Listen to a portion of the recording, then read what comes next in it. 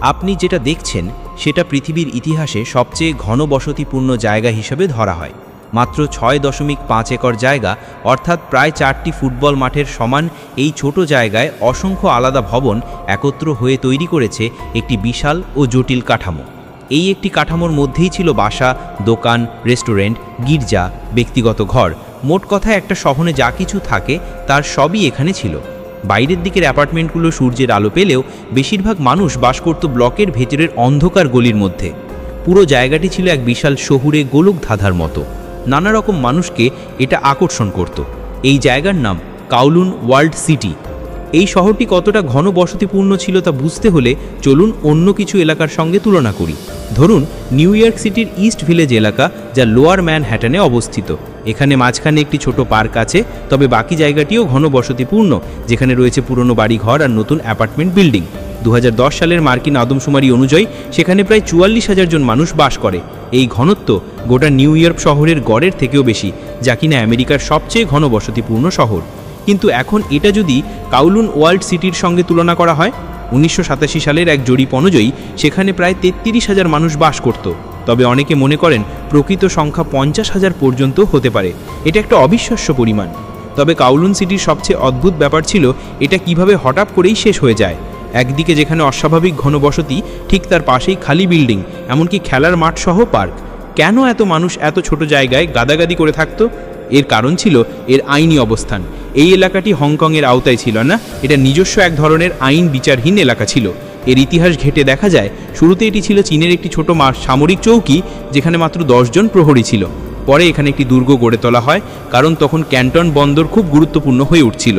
কারণ চীনের চা ছিল ব্রিটিশদের কাছে অত্যন্ত চাহিদা সম্পন্ন, কিন্তু এই বাণিজ্য একমুখী ছিল। চীনের ইউরোপীয় পণ্যের চাহিদা ছিল কম। ফলে ব্রিটিশরা ভারসাম্য আনতে ভারত থেকে গোপনে চীনে আফিম পাঠাতে শুরু করে। এর ফলে চীনে আফিম আসক্তি মহামারীর মতো ছড়িয়ে পড়ে, যা দেশের অর্থনীতিকে ধ্বংস করে দেয়।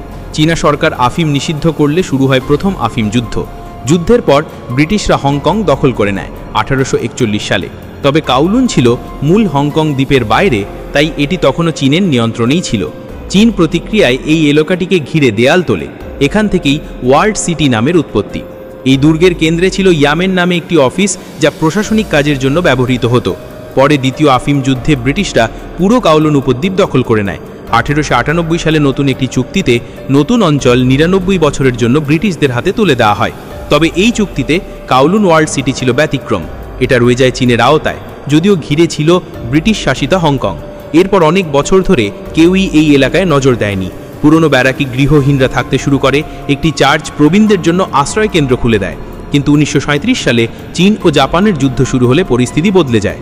1942 সালে জাপান হংকং দখল করে এবং তারা বিমানবন্দর সম্প্রসারণের জন্য কাউলুনের প্রাচীর ভেঙে দেয়।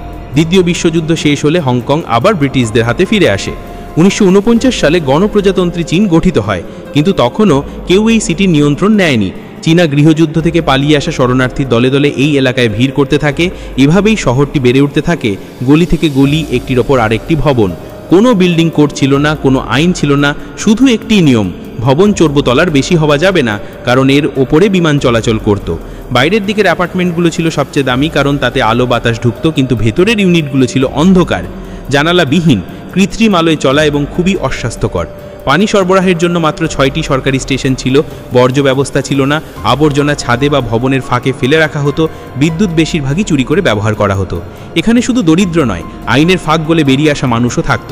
অনেক চীনা দন্ত চিকিৎসক এখানে চেম্বার খুলেছিলেন, যাদের লাইসেন্স ব্রিটিশ হংকংয়ে বৈধ ছিল না। এছাড়াও ছিল ছোট ছোট কারখানা, ধাতব পণ্য তৈরির ইউনিট, এমনকি কিছু রেস্টুরেন্ট যেখানে কুকুরের মাংস পরিবেশন করা হতো, যা হংকংয়ে নিষিদ্ধ। এখান থেকেই রাতের আধারে অবৈধ খাদ্য প্রক্রিয়াজাত হয়ে শহরের নামী রেস্টুরেন্টে পৌঁছে যেত। ত্রায়াদ নামের গ্যাং, যারা অপরাধ সিন্ডিকেট চালাতো, তারা নিয়ন্ত্রণ নেয় এই শহরের। চাঁদাবাজি, প্রতিতাবৃত্তি, মাদক, হেরোইন ব্যবসা চালাতো তারা। হংকং পুলিশ এখানে নিয়মিত ঢুকতে পারত না, মাঝে মাঝে হঠাৎ হানা দিত। তবে সব কিছুই খারাপ ছিল না। এখানে কিন্ডারগার্টেন, যুব কেন্দ্র, এর মতো সামাজিক সহায়তা প্রতিষ্ঠানও গড়ে উঠেছিল। ইয়ামেন অফিস পরিণত হয় একটি সামাজিক মিলনস্থলে। 1984 সালে যখন ব্রিটেন ও চীন হংকং হস্তান্তরের সিদ্ধান্ত নেয়, তখন এই সিটির ভাগ্য নির্ধারিত হয়ে যায়। হস্তান্তরের আগেই 1993 সালে শুরু হয় পুরো শহরটিকে ধ্বংস করার প্রক্রিয়া। সরকার জানায় আগুন লাগা, ভবন ধসে পড়া এবং স্বাস্থ্য ঝুঁকির কারণেই এই সিদ্ধান্ত নেওয়া হয়েছে। তবে কাউলুন ওয়ার্ল্ড সিটি শুধু বিশৃঙ্খলার প্রতীক ছিল না, এটা ছিল এক ধরনের আত্মনির্ভরশীল সমাজ। চিঠি দিলে ঠিক ঠিক পৌঁছতো, মানুষ এখানে পরিবার গড়ত, ব্যবসা চালাতো, জীবন কাটাতো, যদিও কোনো কাগজপত্র ছাড়াই। আজ সেখানে রয়েছে একটি পার্ক, যেখানে রাখা আছে শহরের ছোট মডেল ও সংরক্ষিত ইয়ামেন ভবন। এই শহরকে একপাক্ষিকভাবে খারাপ বলা যায় না, আবার পুরো রোম্যান্টিক করেও দেখা যায় না। এর সত্যিটা রয়েছে মাঝখানে। এটা ছিল স্থাপত্য, ইতিহাস, সংস্কৃতি ও নগর উন্নয়নের একটি ব্যতিক্রমী গল্প।